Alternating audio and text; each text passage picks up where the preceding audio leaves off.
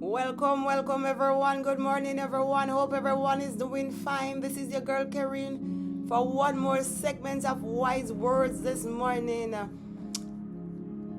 First segment for the new year. So I hope everyone happy new year everyone. It's indeed a blessing for us to live to see another year.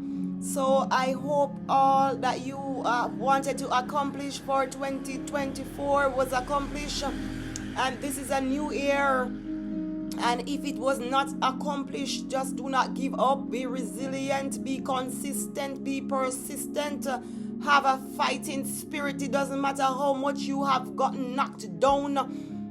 Even if whatever you set your mind to did not get accomplished for 2024, this is a new year, 2025, a year for you to get a fresh start, a year to get up and go again. With Christ in your vessel, you can smile at the storm. So it doesn't matter what you're faced with this morning. Continue. Well, this morning's wise word is overcome self-sabotage and achieve greatness.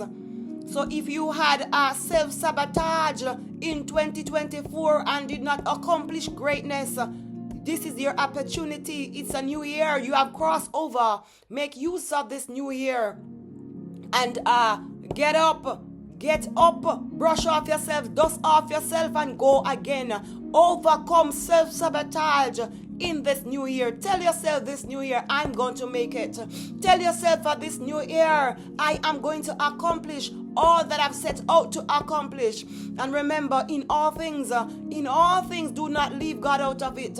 Allow Him to be the center. Allow Christ to be the center of everything. And remember, you can do all things through Christ who strengthens you. It doesn't matter what naysayers might say. It doesn't matter what, because the enemy is going to send opposition.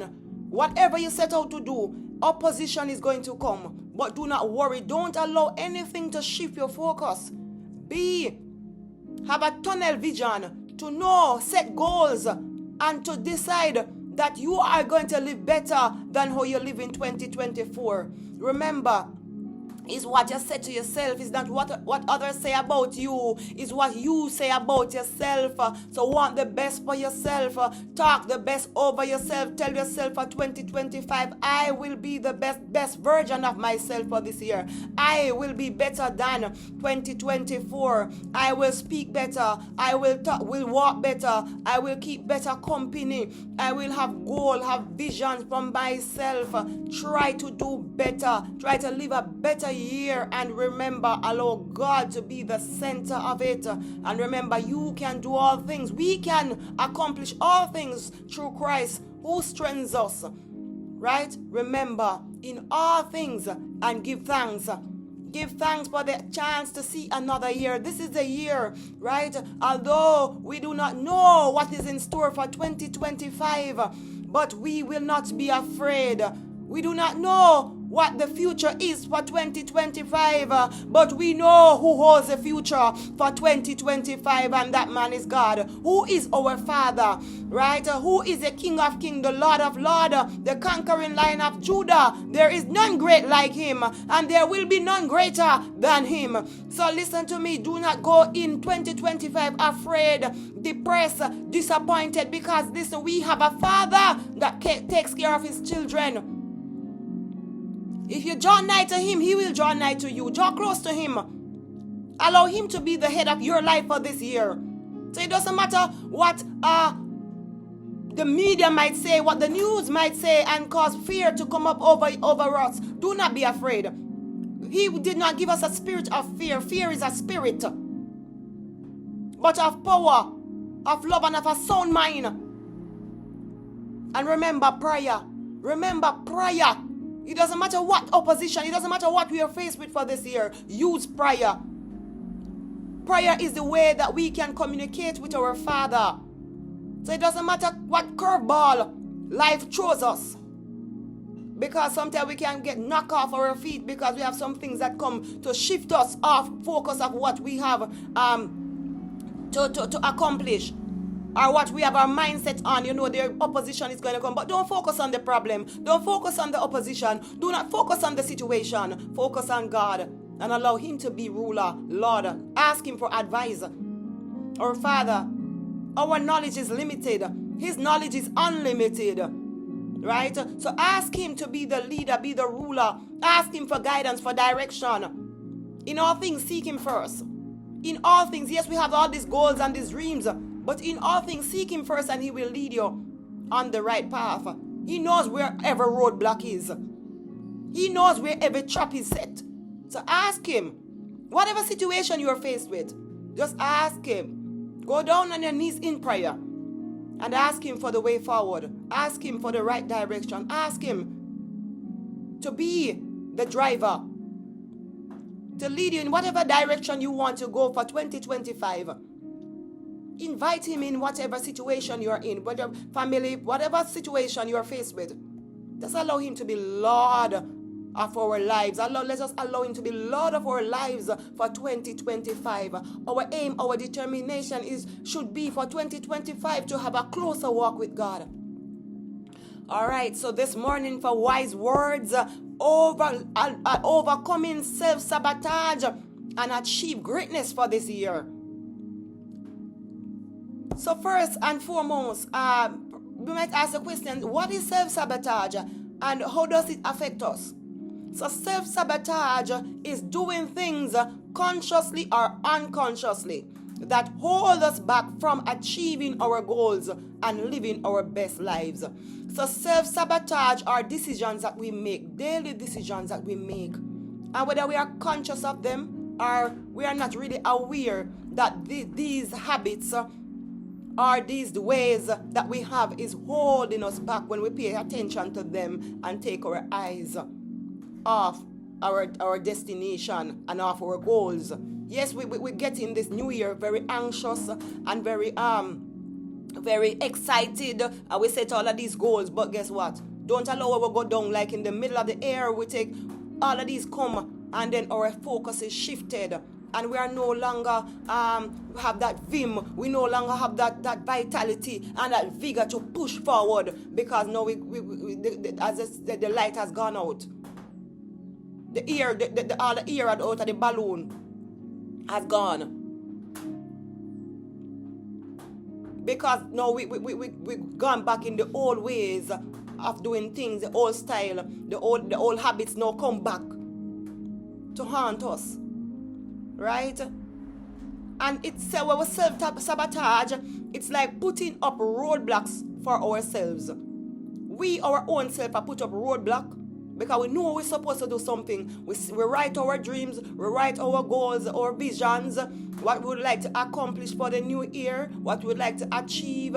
But then we have some bad habits. Bad habits where we know so we're supposed to be studying. We have some bad habits. We're friend call and we know so we have this bad habit. Right? So we pay attention 90% to these habits and 10% to studying. And remember, whatever we put in is what we want to get out. Right? Whatever you put in 5% towards your goal, 5% that is what you're going to get. So if you put 90% of your time and your attention to achieving your goals, you will achieve. Whatever you put in, that is what you're going to get out. Right? So don't allow these actions, these thoughts, or these habits to stop us from being successful, from being happy, or to live a fulfilled life. And many of us have many different things that are habits, daily habits, that sabotages us. Whether it's smoking, that can be one of the habits that self-sabotages us. Smoking, drinking, gambling, gossiping.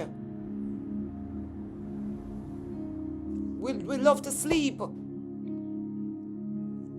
Overeating. That is one major one, and I'm guilty of that. Overeating, because for some reason when you overeat, you become your body, you become lazy, you don't want to do and push.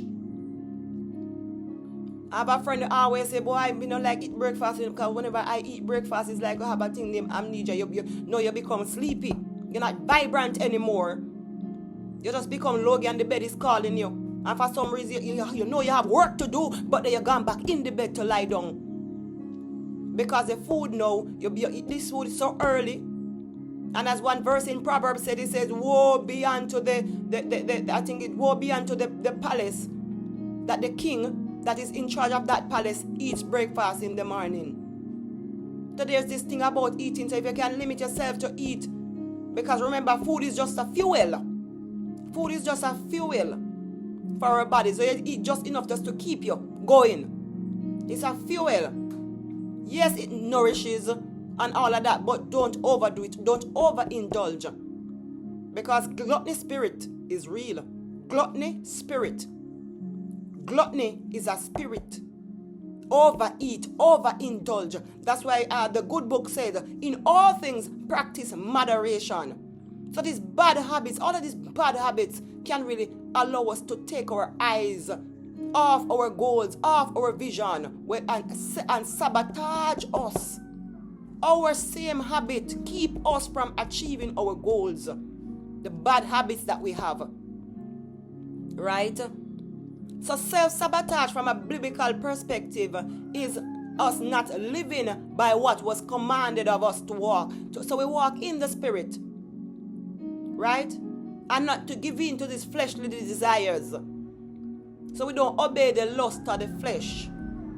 And as children of God, we ought to strive to submit to the leading of the Holy Spirit. This is the only true way for us to live a fulfilled life that God had planned for us even before we were born. Right?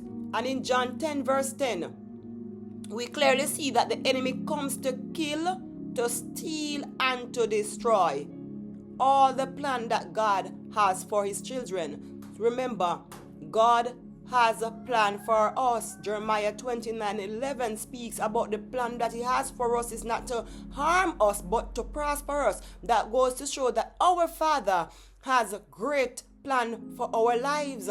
But guess what? We have self-will. We have he give us self-will that we choose whatever we want to do. He give us a choice to choose whether his way or our way, right? So why not choose his way?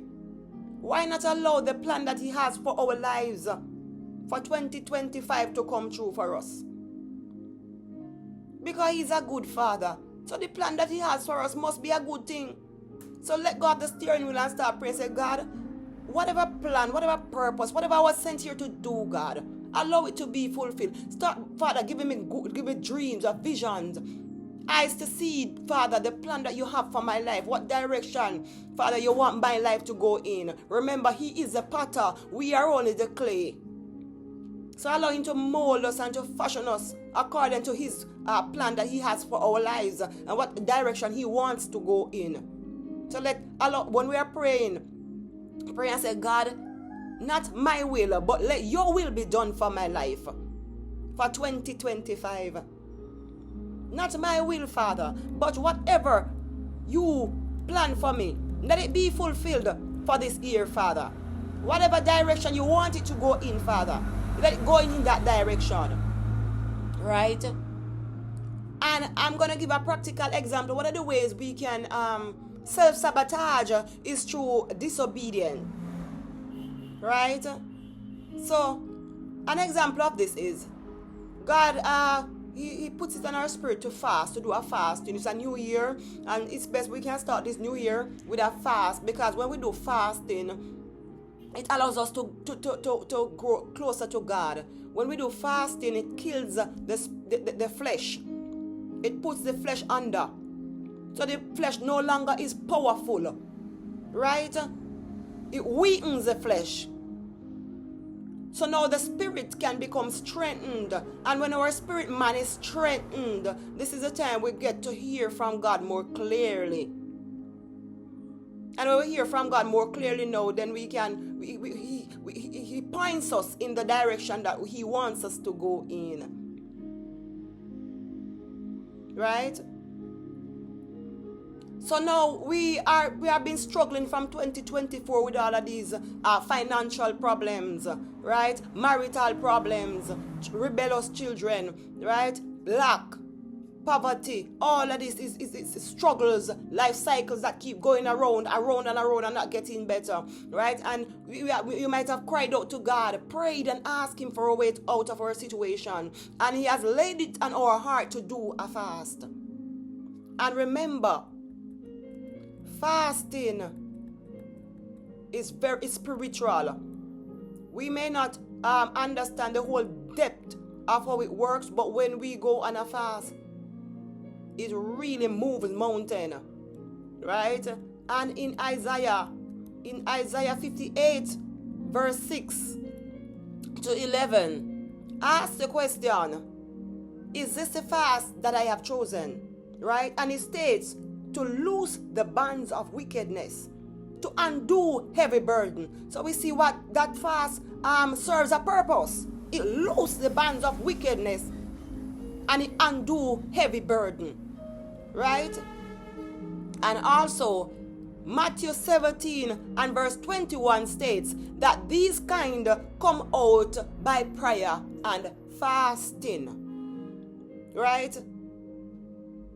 Whatever demonic oppression, whatever is on us, these kind come out.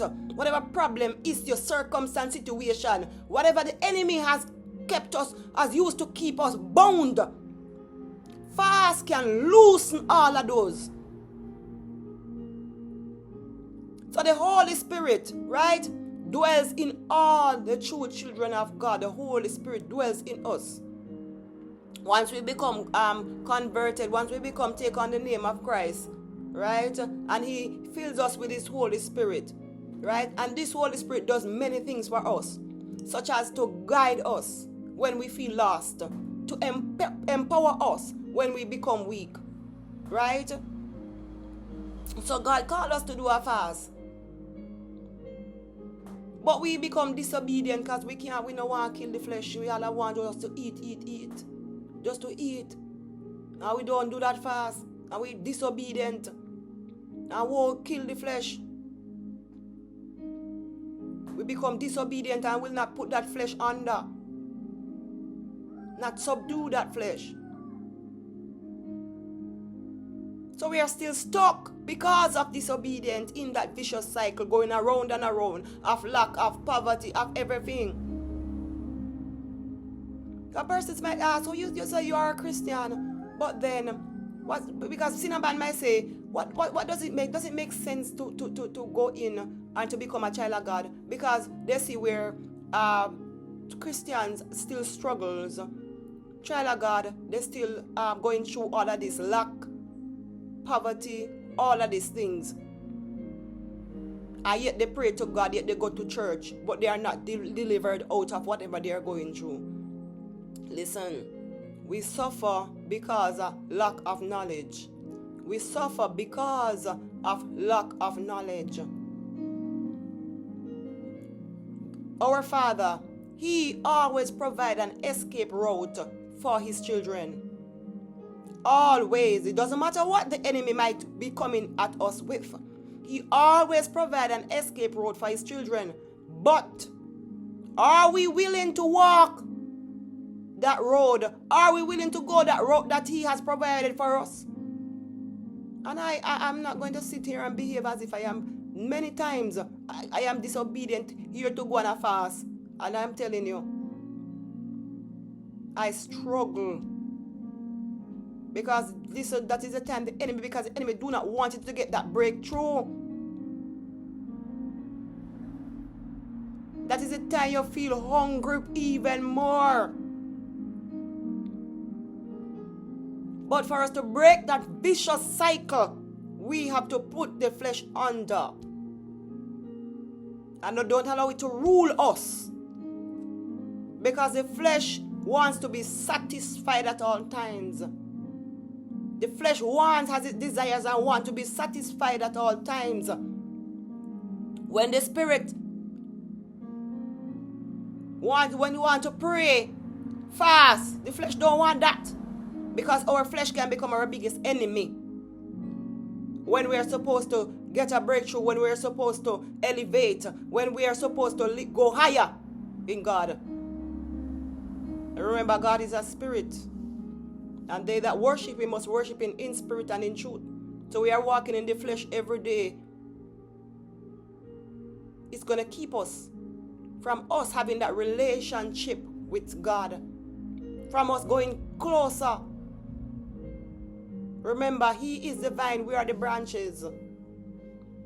And if we walk in the flesh, remember what to happen to us? We're going to get cut off. You ever see a tree and the limb become this large? Remember the trunk of the tree, the body of the tree, the trunk, is not going to be able to sustain, so the limb break off.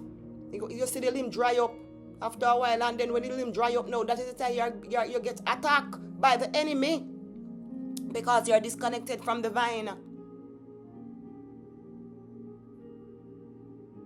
I remember the enemy is not our friend. He comes to kill, to steal, to destroy from us. He comes to kill us, to steal from us, and to destroy us. But God says he come that we might have life and have it more abundantly. We might have life. We might. So it's up to us to choose life. In coming up, but it's a choice. He give us a choice. You choose whether you want to have life or whether you want to continue to live like how you want to live, or to live in the flesh. You have to come to him and lay it at his feet. It's not an easy thing, but just surrender to him. Father, I want a better life. I want my life to be better than 2024, Father. So I surrender all things to you. I allow you to be the head, you to be the driver for this new year, Father. You have a better understanding of how to navigate. So I am not in the same on the merry-go-round, because the merry-go-round is moving but it's not going anywhere. It's only around and around and around and around. So you want to get off that merry-go-round and to go on that elevator and go up. And how can we go up? Because the flesh keeps pulling us down. All of these desires to drink, to smoke, to party. When the spirit wants to worship, the flesh wants to gossip, tell lies on each other, talk about each other. When the spirit would want to admonish, instead of using the phone to make problems and living the same old life, use that phone. I'm admonishing you in 2025. Use that phone because you realize that a sister hasn't come to church, and you heard that a sister is, our brother is sick. Why not use that phone to call that brother, get the number, or use that phone to call that brother, encourage that brother. Pray with that brother or that sister and encourage them. Instead of using that phone to make mischief and to call and say you don't hear what caused this or what caused that. Remember, we are our brothers and our sisters' keeper. God did not give us this breath in our lungs to chastise each other, to crucify each other. Whatever word we use out of our mouth, let it be words to encourage somebody who is going through stress. Use words to build, not to break down. Use words to encourage. And the seed we sow is what we're going to reap. And remember, whatever seed you sow, whatever you use your mouth, your tongue, whatever you use your mind, whatever seed you use to sow against your brother and your sister is that seed you're going to reap. What you sow is what you reap. So if you only can use your words every day to sow problem, discard, hatred, malice, all of this is what you're going to reap. Use words to uplift. Use words to encourage. Use words to build. Use words to motivate for this year coming in. Because what we give, what we send out is what we're going to receive. Let the life that we will live speaks for us. Right? Whatever we give, that is what we're going to get. So do not use words that will sabotage us. Send love and we will receive love.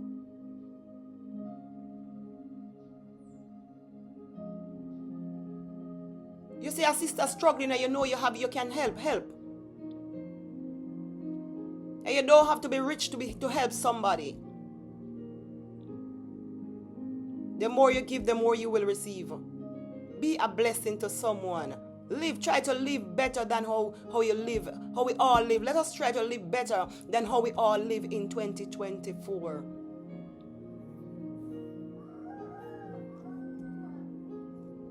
Blessings. This is my